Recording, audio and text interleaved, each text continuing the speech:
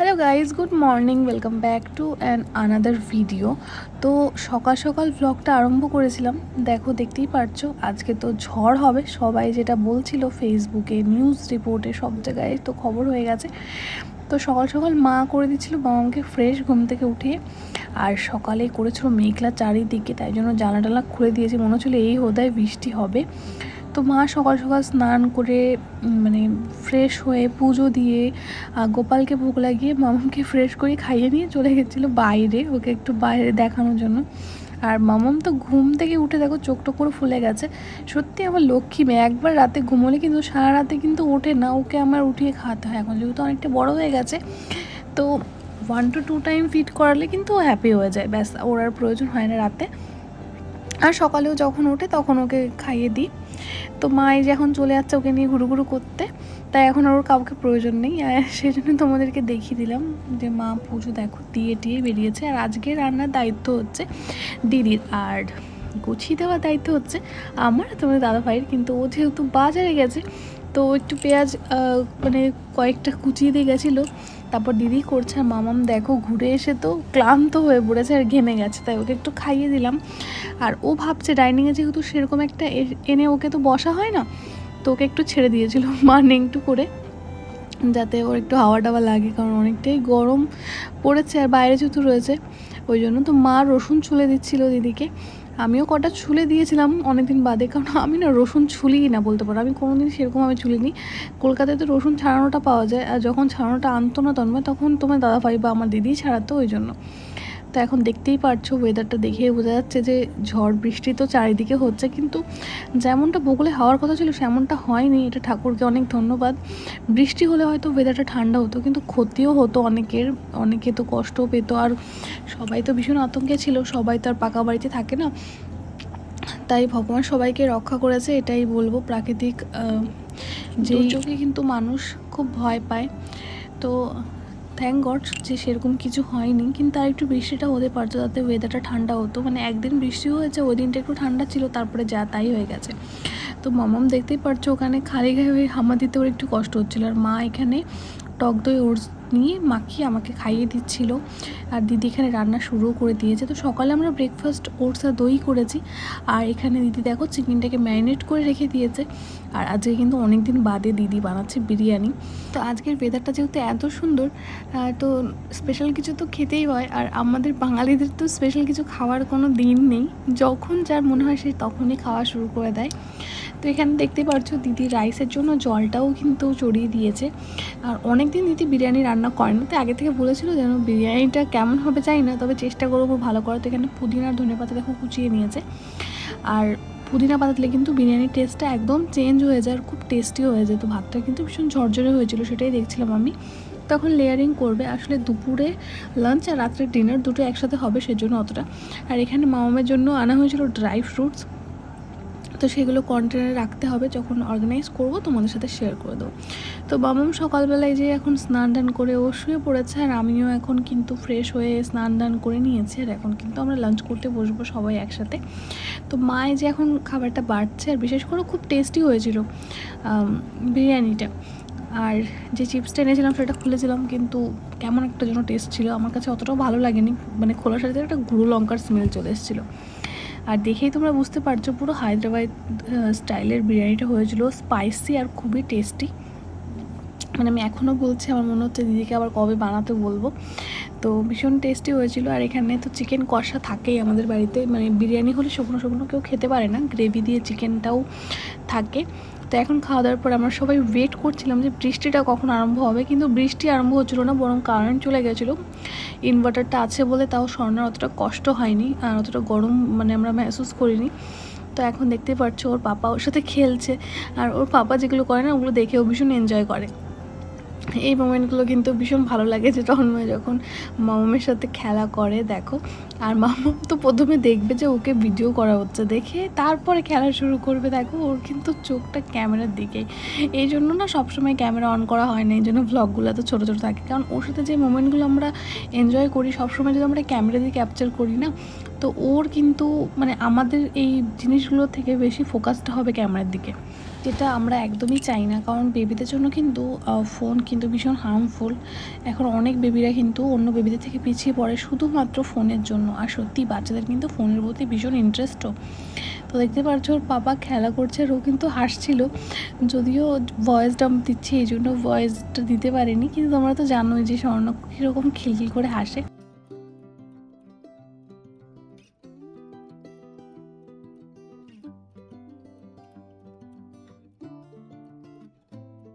তো তারপরে দেখো বাইরে এসে দেখি প্রচণ্ড মেঘ করেছে, মনে হচ্ছে এখনই ভীষণ জোরে মানে বৃষ্টি আরম্ভ হয়ে যাবে। আকাশ তো পুরো কালো হয়ে এসেছে, আর নিউজ দেখেছে এত ভয় লাগছিল কি বলবো। মানে সবাই কিন্তু ভীষণ আতঙ্কে ছিলাম, মানে যে কেমন হবে ঝড় বৃষ্টি।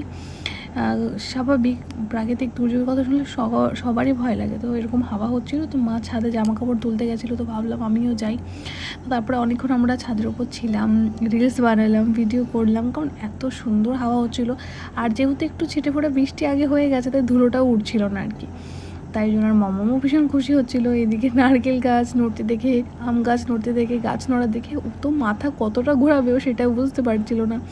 যেটুকু ঘোরানো যাবে সেটুকু তো ঘোরাচ্ছিল, সাথে যেটুকু ঘোরানো যাবে না সেটাও চেষ্টা করছিল। তো এখন তোমার দাদাভাই মামাকে একটু সামলাচ্ছে, আর আমরা একটু ঘরটা গুছিয়ে নিচ্ছি। আর বিছনা চাদরটাও চেঞ্জ করতে হবে, চেঞ্জ করিনি। মামাকে ফ্রেশ ট্রেশ করে এই যে ওরও পিলো আর সাইড পিলো কভার চেঞ্জ করিয়ে নিয়ে এখন শুয়ে দিয়েছি। আর বেচারার মন খারাপ হয়ে গেছিলো, হট করে এসে দিয়েছে। ক্যামেরাটা দেখতেই পেলে তোমরা যে ওর কিন্তু ভীষণ মুড সুইং হয়, মানে ওর সাথে কেউ কথা না বলে কিন্তু মন মারা হয়ে যায়। যখন ও কারো মুখে স্মাইল দেখবে না তখন ও ভীষণ হ্যাপি হয়ে যায়। মানে ওর সামনে সবসময় হাসতে থাকতে হবে, মুখ কালো করে থাকা যাবে না। তো আমিও স্নান করে এসেছি, কারণ সারাদিন কারেন্ট ছিল না, তো এসিটা সারাদিন আজকে রেস্ট পেয়েছে বলতে পারো। তো ঘেমে গেছিলাম, ফ্যানের হাওয়া তো মনে হচ্ছিলো গায়ে লাগছে না। তো এখন দেখতেই পারছো মামামকে নিয়ে একটু ভিডিও করছিলাম। তো মামাম দেখবে কীরকম করে তাকিয়ে রয়েছে ক্যামেরার দিকে, কত ভালো লাগে না এই মোমেন্টগুলো। আর কিছুদিন আগে না ভাবছিলাম যে মামাম যখন বড় হয়ে যাবে তখন আর সত্যি এই মোমেন্টগুলো আমি পাবো না। এই ছোট্ট ছোট্ট হাত, ছোট্ট ছোট্ট পাগুলো আর ধরতে পারবো না, তখন তো বড় হয়ে যাবে। দিদিও তাই বলছে। তাই আমরা দুজনে মিলে ওর 4 মাস আগের ভিডিওগুলো অন করেছিলাম, দেখছিলাম মামাম কত ছোট ছিল, ওকে এক হাতেই ধরা যেত, ওকে এক হাতেই হ্যান্ডেল করা যেত। আর কি শান্ত ছিল, এখন ওকে কোনো মতে কিছু শান্তিতে করানো যায় না। যখন ওর মুড হয় তখন চুপচাপ থাকে, যেমন এখন দেখো দিদি ফ্রেশ করে দিচ্ছে, এখন চুপ রয়েছে। আর ডাইপার পরাতে গেলে ও যে কী করে, আর আগে কিছুই করতো না, বোকার মতন শুয়ে থাকতো। তাই ভাবছি যে আরও বড় হয়ে গেলে তখন হাঁটা শিখবে, কথা বলা শিখবে, খাওয়া শিখবে, আদো আদো কথা বলবে, তখন আরও কত ভালো লাগবে বলো। কিন্তু এই নতুন নতুন জিনিসগুলো ভালো লাগার সাথে সাথে কিন্তু কষ্টটাও অনেক হবে, কারণ সেই ছোট্ট স্মরণটাকে কিন্তু আর আমি পাবো না। এই ছোট্ট স্মরণের সাথে আমার যে কত স্মৃতি আমাদের সবার, সেটা মানে বলে বোঝানোর মতো না। আমরা কতটা ইমোশনালি কানেক্টেড ওর সাথে, আর কত হ্যাপি মানে আমরা থাকি সবাই ওর সাথে। আর এখনও এত হাসছিল দিদিকে দেখে, ক্যামেরাটা দিদি একটু নিচের দিক করছিল আর ওপরে ওঠাচ্ছিল, আর ও ভীষণ হাসছিল। আর ইদানিং ও ভীষণই হাসে মাঝে মাঝে, তো আমরা ভয় পেয়ে যাই যে হাসি থামাই না, কষ্ট হয়ে যায় তাও হাসতে থাকে। ও ভীষণই কিন্তু হাসি খুশি থাকতে পছন্দ করে, একদম মানে আমার মতন হয়েছে, আমাদের মতন হয়েছে আর কি। আমরা কখনো মন খারাপ করে থাকি না, মানে যাই হোক না কেন আমরা সবসময় চেষ্টা করি হ্যাপি থাকার, কারণ কি যা হয় ভালোর জন্যই হয়, আমি এটাই মনে করি। আমরা প্রত্যেকে এটাই মনে করি, প্রত্যেকের আমাদের এটাই মনে করে চলা উচিত, কারণ ভালোর পরে খারাপ আসে, খারাপের পরে কিন্তু আবার ভালো আসে, এটাই কিন্তু জীবন। খারাপ না থাকলে ভালোর মর্ম বোঝা যায় না, আর ভালো না থাকলে তো খারাপের মর্ম বোঝা যাবে না বলে। তো এখন এই যে মামামকে ফ্রেশ করিয়ে দিদি বাবার সাথে কথা বলছিল, আর মামাম দেখো কোলের মধ্যে বসে রয়েছে চুপচাপ, যে কখন ওকে ছাড়বে। এখন তো কোলে থাকতেই চায় না, বা বিছানায় ছেড়ে দিলে যেন বেশি খুশি হয়, কারণ এখন হামাগুড়ি দেওয়া শিখেছে।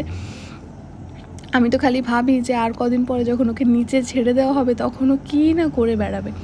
তো এখন মায়ের যে রাত্রে ডিনারটা বললাম না, সকালে একবারে রাত্রের জন্য রান্না করা ছিল, তাই দমে বসিয়ে দিয়েছি বিরিয়ানিটা আরেকবার একটু গরম করে নেওয়ার জন্য। আর বৃষ্টির মধ্যে তোমার দাদা হয়ে গেছিলো গরম গরম মিষ্টি আনবে বলে, কিন্তু যেহেতু বৃষ্টি ঝড়ের কথা হচ্ছে তাই অনেকটা আগেই বানিয়ে রেখেছে মিষ্টি, তাই এখন ঠান্ডা মিষ্টি আনতে হয়েছে। তো এই যে কালো মিষ্টি আমার আর দিদির জন্য স্পেশালি, কারণ আমরা কালো মিষ্টি খেতে বেশি পছন্দ করি সাদা মিষ্টির থেকে। কালো মিষ্টি ওই একটা দুটো খেয়ে নিতে পারি, এখন প্রেগনেন্সিতে কিন্তু 4টেও খেয়েছি আমার মনে আছে, কিন্তু এখন আর মানে খাইও না ইচ্ছা করে বলতে পারো, কারণ বৃথা মিষ্টি খেয়ে তো লাভ নেই, কিন্তু ইচ্ছে করে এখন। আগে যেরকম মিষ্টি একদমই ইচ্ছে করতো না খেতে, এখন কিন্তু সেরকমটা হয় না। তো এখন যে কত কথা বলছিল। আর আমার মামামের মধ্যে একটা জিনিস আছে দেখেছি, ও কিন্তু সকালবেলা ঘুম থেকে উঠে ওকে যদি কেউ চুমু খায় বা ওর মুখে আমি যখন ফু দিই না, ও খুশি হয়। কিন্তু মাঝে মাঝে না কেমন যেন অক টানে। এই জিনিসটা কিন্তু ভীষণ ফানি লাগে আমাদের। বা মাঝে মাঝে ওকে চুমু খেলেও কিন্তু ও কেমন অক টানে। তো এই ব্যাপারটা ভীষণ কিউট লাগে আমাদের সবার। এখন দেখতেই পারছো ও কিন্তু দিদি ভিডিও করছে সেটা দেখছে, আর আমি ভাবছি যে আমার মানে কখন ঝড় বৃষ্টি হবে। আর মানে মনের মধ্যে কেমন একটা লাগছিলো, সেদিনকে রাত্রে ঠিক করে ঘুমও আসেনি, জানি না কেন এরকম লাগছিল। কিন্তু এত নিউজ এত কিছু চারিদিকে শুনছিলাম না, ওই জন্য মনে হয় এত বেশি ভয় করছিল।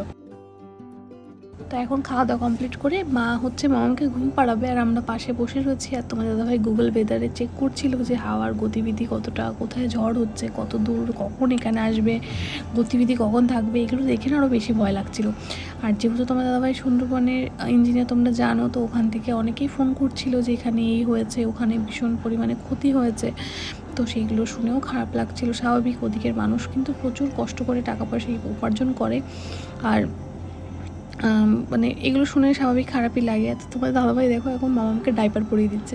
এই জিনিসগুলো কিন্তু ভালো লাগে তন্ময়ের দেখে, যে ও নিজে থেকে এগুলো করতে চায়, যে দেখে আমি পরিয়ে দিই এখন। আর ও পারেও সব কিছু, শুধু ও বলে না, আমার ভাইয়েরও কিউট কিউট মোমেন্টগুলো কিন্তু এখন আমি দেখতে পাই। তো আজকের ব্লগটা এতে ছিল। সেদিন রাতে সারা রাত ঘুমাতে পারিনি ঠিক করে। তো চলো দেখা হবে নেক্সট ভিডিওতে।